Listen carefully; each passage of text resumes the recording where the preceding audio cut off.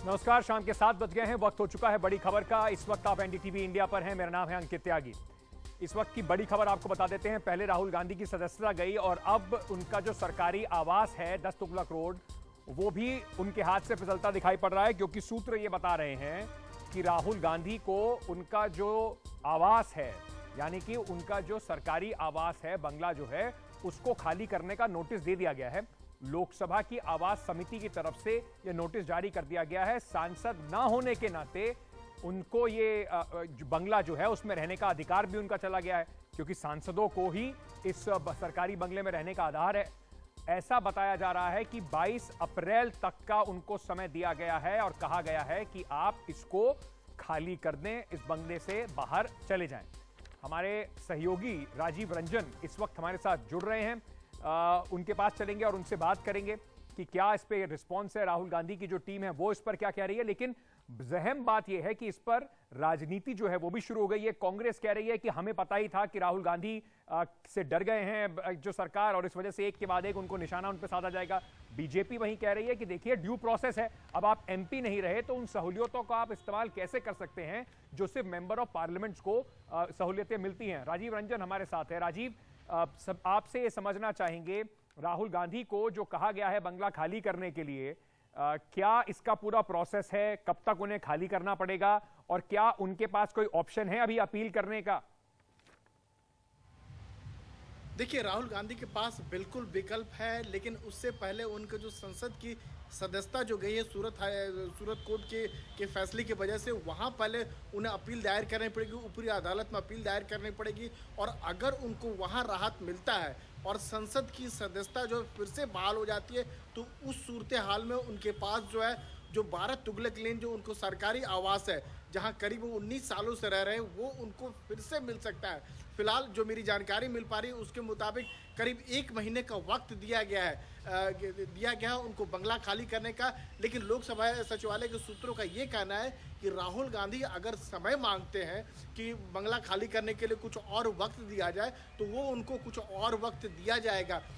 उनका ये कहना है कि एक सामान्य प्रक्रिया है। जब उनको ये बंगला दिया गया था तो संसद सदस्य थे, लेकिन चूंकि अब उनकी संसद सदस्यता चली गई है, यानी अयोग्य हो गए हैं, तो ऐसी हालत में उनके पास जो लोकसभा की जो आवास समिति है, उन्होंने बाकायदा एक नोटिस दिया है, और नोटिस के तहत करीब 1 महीने के भीतर उनको जो सरकारी आवास जो है संसद सदस्य होने के नाते मिला था, वो उनको खाली करना पड़ेगा। लेकिन अगर ऊपरी अदालत में जाते हैं, वहाँ राहत मिलता है और संसद की सदस्यता अगर बहाल हो जाती है, तो ऐसे सूरत हाल में ये उनका जो बंगला है ये उनके पास रह सकता है। राजीव, फटाफट एक बात समझा दीजिए। ये जो आप कह रहे हैं कि अगर उनको अदालत से कुछ राहत मिलती है तब, तो इसका क्या मतलब है कि अगर उनका जो उनका कन्विक्शन है वो स्टे हो जाता है तब भी वो रह पाएंगे, या जब डिस्क्वालिफिकेशन को बहाल किया जाएगा, हटाया, मान लीजिए उन्हें डिस्क्वालिफिकेशन को पलट दिया जाता है, तब उनको ये बंगला उनके लिए बहाल होगा? बिल्कुल सही कह रहे हैं। अगर इसके लिए पहली सूरत हाल में शर्त यह है कि उनकी संसद सदस्यता जो चली गई है वो फिर से बहाल हो जाए, और जैसे ही संसद सदस्यता बहाल हो जाएगी, वो उनका जो बंगला जो है वो उन्हें वापस मिल जाएगा। अगर वो 1 महीने के भीतर जो उन्हें तय सीमा दिया गया है उसके अंदर उनकी अगर संसद सदस्यता फिर से बहाल हो जाती है, यानी ऊपरी कोर्ट में जाते हैं और वहाँ अपील दायर करते हैं, और अगर उनको राहत मिलती है तो उस सूरत हाल में, नहीं तो उनको ये बंगला खाली करना पड़ेगा। जो लोकसभा के सचिवालय सूत्र का कहना है कि ये सब कुछ जो किया गया नियम के तहत किया गया, प्रक्रिया के तहत किया गया। चूंकि अगर आप जो एक नॉर्मल टेन्योर अगर होता जो 5 साल का होता, उस हालात में संसद सदस्य को जो है कुछ महीने की मोहलत दी जाती है, लेकिन ये नॉर्मल हालात नहीं है। ऐसे हालात में उनको जो है करीब 1 महीने का समय दिया गया है, जिसके तहत जो है वो बंगला खाली करे। हालांकि जो कांग्रेस के नेता, उनका ये कहना है कि सब कुछ जो है राजनीतिक साजिश के तहत किया जा रहा है जी। राहुल गांधी है लगातार प्रधानमंत्री नरेंद्र मोदी को लेकर हमलावर रहे, और यही वजह है कि उनकी संसद सदस्यता भी गई है, और दूसरी तरफ जो है उनको अब बंगला से भी हाथ धोना पड़ेगा। राजीव, बहुत बहुत शुक्रिया आपका हमारे साथ जुड़ने के लिए और ये सब जानकारी हमें देने के लिए। इस वक्त मेरे साथ भारतीय जनता पार्टी से प्रमोद स्वामी साहब जुड़ रहे हैं, अर्शप्रीत खडियाल कांग्रेस के प्रवक्ता हैं, वो भी इस वक्त हमारे साथ जुड़ रहे हैं। अर्शप्रीत, सबसे पहले आपसे मैं पूछना चाहूंगा, राहुल गांधी को नियमों के अनुसार कहा गया है कि जिस बंगले में आप रह रहे हैं, अब क्योंकि आप एमपी तो रहे नहीं हैं, तो आपको ये बंगला खाली करना पड़ेगा। इसमें विक्टिमाइजेशन क्यों दिख रही है कांग्रेस को? जी, मुझे काइंडली 1 मिनट अनइंटरप्टेड दे दीजिएगा। पहली बात तो भारतीय जनता पार्टी कोई कसर नहीं छोड़ रही है देश के लोकतंत्र को डंडा तंत्र में तब्दील करने की। ये रिजल्ट है भारतीय जनता पार्टी को सवाल पूछने का, अडानी इशू पे प्रोब डिमांड करने का जेपीसी, क्योंकि भारतीय जनता पार्टी के पास जवाब नहीं है। भारतीय जनता पार्टी सवालों के जवाब देने से डरती है, इस वजह से ये सब कुछ हो रहा है। और अगर एक देश के एमपी के साथ ऐसा हो सकता है जो फॉर्मर कांग्रेस प्रेसिडेंट भी हैं, तो एक आम नागरिक के साथ भारतीय जनता पार्टी क्या कर सकती है? जी, अगर वो भारतीय जनता पार्टी से सवाल करेंगे, मतभेद रखेंगे, तो उनका भी यही हशर होने अर्शप्रीत, ये तो रही एक राजनीतिक लाइन। मैं आपसे टेक्निकल एस्पेक्ट पे एक बात समाज ये पूछना चाहता हूं। देखिए, राहुल गांधी फिलहाल एमपी है नहीं, ऐसे और कितने एग्जाम्पल आप मुझे गिना सकते हैं जिसमें लोग एमपी नहीं रहे और उसके बाद उनको बंगले से नहीं हटाया गया, वहीं पे रहने की उनको इजाजत दी गई? मैं इसी इशू पे आ रहा था, इस वजह से साहब आपसे 1 मिनट जी। आने था। पहली बात, जो डिस्क्वालिफिकेशन हुई है, जो उनकी सदस्यता रद्द की गई है, वो ही इल्लीगल है, वो गलत है। कारण आर्टिकल 103 पढ़े भारतीय जनता पार्टी के प्रवक्ता साहब और मुझे बताए, क्या उसमें नहीं लिखा हुआ कि देश के राष्ट्रपति डिस्क्वालीफाई करते हैं मेंबर को, वो फैसला लेते हैं इलेक्शन कमीशन से ओपिनियन लेने के बाद, और यहाँ पे राष्ट्रपति साहब ने फैसला नहीं लिया, उनको रेफर ही नहीं किया गया मैटर जो वो रिक्वायर्ड थी सेक्रेटेरिएट। और ये जब डिस्क्वालिफिकेशन ही इलीगल है, तो बंगला जो घर वेकेट करवाने को अर्शप्रीत, ये बताइए, इलीगल हो जाता है। ये बताइए कि ये आप और मैं क्या टेलीविजन डिबेट पे तय करेंगे कि ये इलीगल है या लीगल है? ये तो कोर्ट को तय करना है। तो कांग्रेस पार्टी जो इतनी तत्परता से पवन खेरा जी को बचाने के लिए सुप्रीम कोर्ट चली गई थी, अब तक किस बात का इंतजार कर रही है इन सब आर्ग्यूमेंट्स को कोर्ट के सामने पेश करने के लिए? आप क्यों नहीं गए किसी हाई कोर्ट में? एक जवाब दीजिएगा मुझे, क्या पवन खेड़ा साहब की अपील थी जिसमें हम सुप्रीम कोर्ट गए थे? बताइए। राहुल गांधी के साथ जो हो रहा है वो इलीगल अगर है तो आप कोर्ट में क्यों नहीं है? साहब 1 सेकंड, इसका आंसर है अपील। डिस्ट्रिक्ट कोर्ट मजिस्ट्रेट साहब का फैसला, इसके बाद डिस्ट्रिक्ट कोर्ट है, फिर हाई कोर्ट है, फिर सुप्रीम कोर्ट है, फिर review petition, curative petition, mercy petition और रिव्यू ऑफ मर्सी पिटिशन भी है।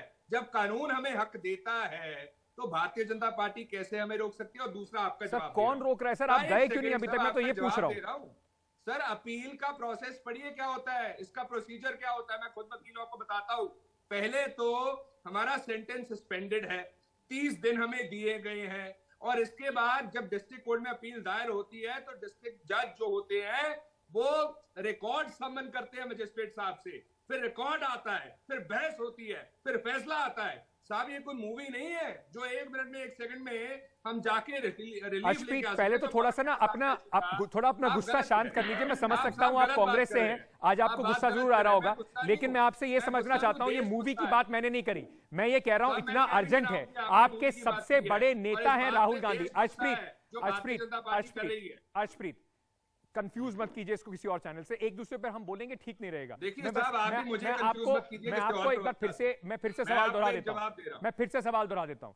मैंने ये नहीं कहा कि मूविंग है और आप कल जाएंगे और परसों आपको इसके में फैसला मिल जाएगा। इन 23 तारीख को ये फैसला आया था, इंतजार किस बात का हो रहा है? मैं इस बात का आपसे पूछ रहा हूं, क्या लीगल स्ट्रैटेजी अब तक जो आप इंतजार कर रहे हैं? अगर आप अभी नहीं जाएंगे, कुछ अपना कानूनी इस पे कार्रवाई नहीं करेंगे, तो जो बाकी प्रक्रिया है वो तो चलेंगी, उसको बाद में वो गलत थी सही थी वो तो आप कोर्ट में जाके फिर प्रूव कीजिएगा। अब मुझे जवाब दीजिए, आप कह रहे हैं हाई कोर्ट आप क्यों नहीं गए?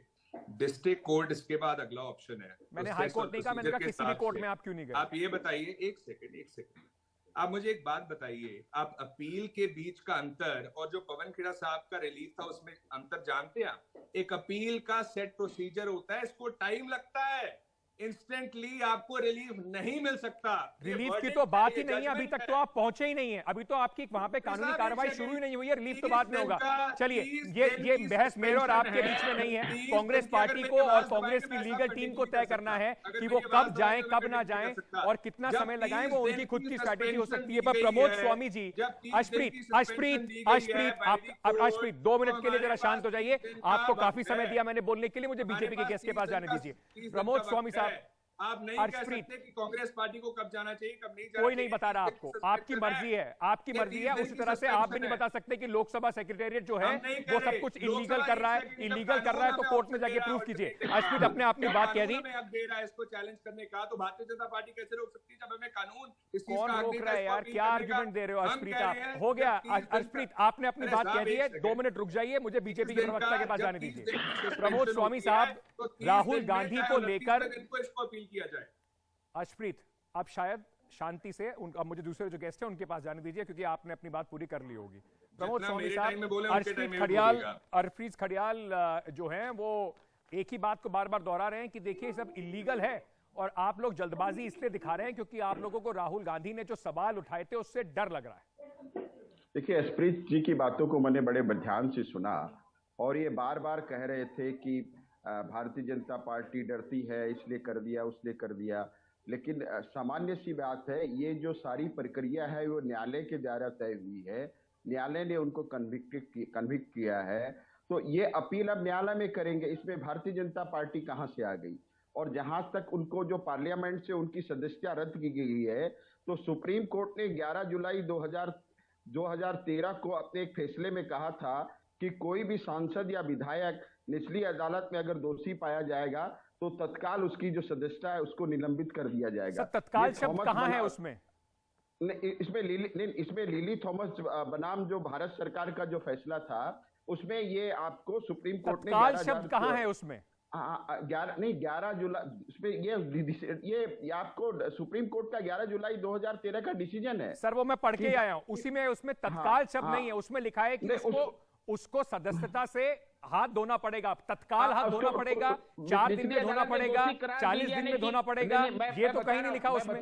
मैं बता रहा हूँ, निचली अदालत में दोषी करार दिए जाने की तारीख से ही सांसद या विधायक की सदस्यता को अयोग्य घोषित कर दिया जाएगा। अच्छा। तो एक फैसला निचली अदालत ने दिया है, जो लिली थॉमस बनाम भारत सरकार का जो फैसला था, जिस ऑर्डिनेंस को राहुल जी ने फाड़ करके व्हाट नॉनसेंस बोल करके डॉक्टर मनमोहन सिंह साहब की बेइज्जती भी की थी जी। तो ये अब ये कानूनी बात है, कानूनी लड़ाई जो है, इनको कांग्रेस पार्टी को अदालत में जाकर के अपनी कानूनी लड़ाई लड़नी चाहिए। ठीक है। लेकिन इनको न तो इनको अदालत पे भरोसा है, न इनको इलेक्शन कमीशन पे भरोसा है, ठीक है, न इनको सुप्रीम कोर्ट पे भरोसा लेकिन है। लेकिन प्रमोद स्वामी जी, मैं एक दूसरा एग्जाम्पल आपको दे देता हूं, मैं एक दूसरा एग्जाम्पल देता हूं, क्योंकि आप कह रहे हैं कि भारतीय जनता पार्टी को तो कानून पे पूरा भरोसा है, देश के सारे जितने इंस्टीट्यूशंस उसमें पूरा भरोसा है। लक्षद्वीप के जो एमपी हैं उनको जब डिस्क्वालीफाई किया गया था, तुरंत आपने नोटिफिकेशन निकाला और कहा कि भाई ये व्यक्ति डिस्क्वालीफाई हो गया है। आपसे मेरा मतलब है लोकसभा सेक्रेटेरिएट ने तुरंत नोटिफिकेशन निकाला गया, उनको डिस्क्वालीफाई घोषित कर दिया गया। उसके बाद इलेक्शन कमीशन ने तत्पर जाकर वहां पर चुनाव भी अनाउंस कर दिए, हाईकोर्ट से उनको रिलीफ मिल गया उसके ऊपर। तो इतनी तत्परता से उन्हें वापस क्यों नहीं एमपी बना दिया गया? सुप्रीम कोर्ट जा रहे हैं वो आपको लेकर, तो क्यों ना मान लिया जाए कि लोगों को निकालने में जो ऑपोजिशन पार्टी के होते हैं उसमें आपको 24 घंटे नहीं लगते, और अगर उनको रिलीफ मिल भी जाए तो आप 2-2 महीने तक उनको वापस नहीं आने देते। देखिए, तो मनमर्जी है ना ये तो आपकी। 32 मैं बता रहा हूं, 32 लोगों को डिस्क्वालीफाई किया गया है इसके आधार पर, और उसमें 6 भारतीय जनता पार्टी के भी हैं। तो आप इस बात को ऐसे नहीं कर सकते, ये कानून का सर, मैं तो आपको एक एग्जांपल दे रहा हूं, उसका जवाब दीजिए। तो और दूसरा मुझे बता दीजिए, उन 32 में से कितने लोग ऐसे हैं, उन 32 में से कितने लोग ऐसे हैं जिन्हें क्रिमिनल डेफेमेशन के केस में 2 साल की सजा के बाद तुरंत डिस्क्वालीफाई कर दिया गया था? नहीं, मैंने बताया ना, 32 लोगों को डिस्क्वालीफाई किया, उसमें 6 भाजपा के भी हैं। मैं बता रहा हूं आपको। तो उसमें एग्जाम्पल क्या है सर? दोनों में कंपैरिजन किस बात का है? कंपैरिजन क्या, ये तो कानून है, कानून के तहत में अगर आप कंपैरिजन आप करिए, तो कानून के तहत जो लक्षद्वीप के एमपी हैं उन्हें तुरंत आपको वापस एमपी घोषित करके उनकी जो प्रिविलेजेस हैं वापस बहाल कर देनी चाहिए। क्यों वो 2 महीने से धक्के खाते फिर रहे हैं और सुप्रीम कोर्ट जाने की कल उनके पास नौबत आ गई है? नहीं, अगर किसी के पास में अगर किसी अदालत ने कोई फैसला दिया है तो अपील का अधिकार है, वो अपील करे ना, उसको कौन रोक रहा है? सर, उनको अपील में मिल चुका है रिलीफ, तो अपील में रिलीफ मिल चुका है, तो वो उनको उनकी सदस्यता बहाल होगी। वो ये अगर वहां इलेक्शन डिक्लेयर नहीं हुआ है तो। मैं अर्शप्रीत पे जाने से पहले, मतलब जिसकी सदस्यता चली जाए वो 24 घंटे में आप गायब कर देंगे, और वापस अगर रिलीफ मिल जाए तो 2 महीने तक वो धक्के खाते रहेंगे। तो फिर क्यों ना मान लिया जाए इसके पीछे राजनीति है? अगर वहां इलेक्शन डिक्लेयर नहीं हुआ है और वो अपने क्लीन चीट का अगर हो भी गया है सर, तो वो गैर कानूनी हो जाएगा ना, अगर कोर्ट रिलीफ दे देता है तो। कैसे कोर्ट रिलीफ दे देता है? सर आपने अभी जिस कोर्ट कानून, में वो चलिए अपील इसी पे बात करेंगे कर ना। लेते हैं, जो कानून कोर्ट में आपने अभी अपील मुझे पढ़ के करेंगे। बताया, जो कानून आपने मुझे पढ़ कोर्ट के में अपील बताया, करेंगे, हाई कोर्ट में कोर्ट से अपील उनको करेंगे ना रिलीफ वो। मिल चुका है। हाँ, तो कोर्ट में अपील अगर उनको रिलीफ मिल चुका है और अगर वहां इलेक्शन कमीशन ने अगर इलेक्शन डिक्लेयर नहीं किया है, हाँ। तो फिर वो उनकी सदस्यता बहाल हो सकती है अगर वो लोकसभा के स्पीकर शायद को, आपने- राज्यसभा स्पीकर को तथ्य दे। मुझे लगता है शायद आपने अभी समझा नहीं मेरा सवाल, लेकिन दर्शक जरूर समझ रहे होंगे आपके जवाब से। अर्शप्रीत, मैं आपसे ये सवाल एक पूछना चाहता हूं। आगे जो अब ये लड़ाई है, एक राजनीतिक लड़ाई है, कानूनी लड़ाई है। राजनीतिक तौर पर आप इसे विक्टिमाइजेशन कह रहे हैं, कानूनी तौर पर अब कांग्रेस पार्टी की क्या स्ट्रैटेजी है? देखिए, भारतीय जनता पार्टी को लगता है कि इसके बाद कांग्रेस पार्टी चुप हो जाएगी, सवाल नहीं करेगी। इसके बाद आवाज भी ऊंची होगी और आवाज बुलंद भी होगी। पॉलिटिकली भी लड़ा जाएगा और लीगली भी लड़ा जाएगा। और जहां तक मेरा सवाल था आर्टिकल 103 को लेकर के कि प्रेसिडेंट साहब, देश के राष्ट्रपति डिस्क्वालीफाई करते एक मेंबर को ओपिनियन लेने के बाद इलेक्शन कमीशन से, क्या ये प्रोसेस फॉलो हुई? क्या राष्ट्रपति जी के पास ये रिकमेंडेशन भेजी भी गई? उसका जवाब भारतीय जनता पार्टी के प्रवक्ता साहब ने नहीं दिया। अगर ये प्रोसीजर प्रोसेस नहीं फॉलो हुई, देश के संविधान को वायलेट किया गया है, ये स्टेप अल्ट्रा वायर्स है, कानून को वायलेट करता है, तो कैसे बंगला घर छीनना ठीक हो सकता है? ये भी जो स्टेप है लीगल है। अब दूसरी बात, इसको चैलेंज भी किया जाएगा और रिलीफ भी लेने की हम पूरी कोशिश करेंगे। और दूसरी बात, कानून क्या सिर्फ ऑपोजिशन पार्टीज के लिए है? भारतीय जनता पार्टी के लीडर्स, हमारे लीडर्स को डायन कहते हैं, सदाम कहते हैं, पप्पू कहते हैं, रेनकोट रिलेटेड रिमार्क पास करते हैं और कुछ ऐसी चीजें अंकित जी जो मैं टीवी पे बोल भी नहीं सकता, वो चीजें कही इनके। और सिर्फ डेफेमेटरी, डिमीनिंग, डेरोगेटरी नहीं थी ये चीजें, ये लोगों को उत्साहित भी करती थी कुछ चीजें। कानून को अपने हाथ में लेने के लिए कोई कार्रवाई नहीं, कोई कंप्लेंट नहीं, कोई तो दरखास्त आप कंप्लेन नहीं, कर कोई दीजिए, आप FIR कंप्लेन कर नहीं, देते। कोई दरखास्त किसने नहीं। आपको रोका मैं था कह कि रहा आप कानून इस- का सहारा लेकर उनके खिलाफ क्रिमिनल डेफेमेशन करें और कोई कंप्लेन करें? एक सेकंड, आपने मेरा जवाब सुना? आईपीसी का जब सेक्शन अट्रैक्ट होता है ना, कंप्लेंट की जरूरत नहीं होती, पुलिस सीधा FIR कर सकती ठीक है सर, वो क्या हुई? बीजेपी नहीं कर रही। दूसरी आप बात- तो दूसरी कह बात। रहे हैं ना बीजेपी बायस्ड है, कांग्रेस ने मैं क्यों कह नहीं रहा करा? मैं अगर बताता हूं, डेफेमेटरी बताता थे हूं। स्टेटमेंट्स, तो जैसे बीजेपी के नेता गए राहुल गांधी खिलाफ, आप भी चले जाते। अब उसमें बताता हूं। इस बात को रोने का क्या फायदा है? मैं एक सेकंड, कौन रो रहा है अंकित जी? कौन रो रहा है? आपकी बात पे मैं कह रहा हूं मैं कि उस बात को बार बार दोहराने का क्या फायदा है? देखिए, दोहराने की बात नहीं है। बात यह है कि भारतीय जनता पार्टी के एक लीडर हैं जो पहले कांग्रेस पार्टी में थे, उन्होंने भी एक ट्वीट किया था मोदी सरनेम को लेकर के।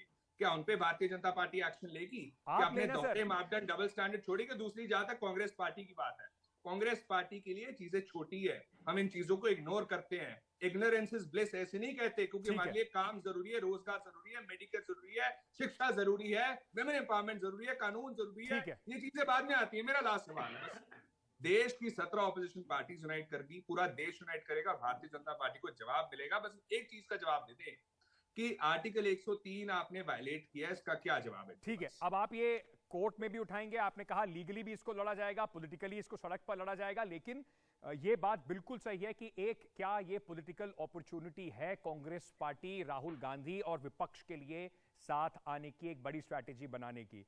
क्या इसको उस 24 से पहले, 2024 के चुनाव से पहले एक बड़े मूवमेंट में तब्दील किया जा सकता है? अब जो गेंद है वो कांग्रेस के पाले में है कि वो इसको कैसे खेलती है। बहुत बहुत शुक्रिया आप दोनों का हमारे साथ जुड़ने के लिए। छोटा सा एक ब्रेक ले रहे हैं, ब्रेक के बाद वापस आ रहे हैं, खबरों का सिलसिला जारी है।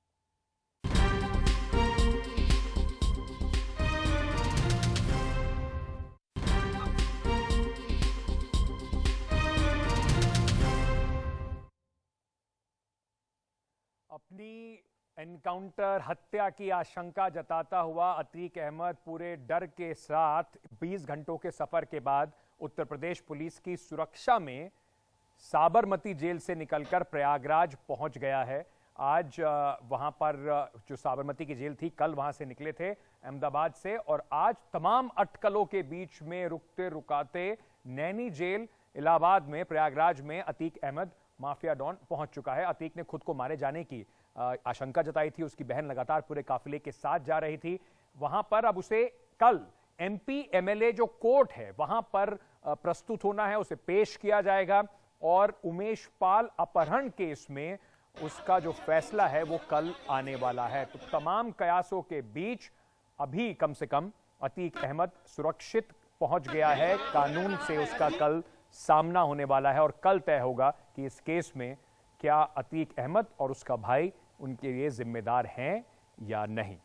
आज के लिए बड़ी खबर में इतना ही। बने रहिए एनडीटीवी के साथ, खबरों का सिलसिला जारी है।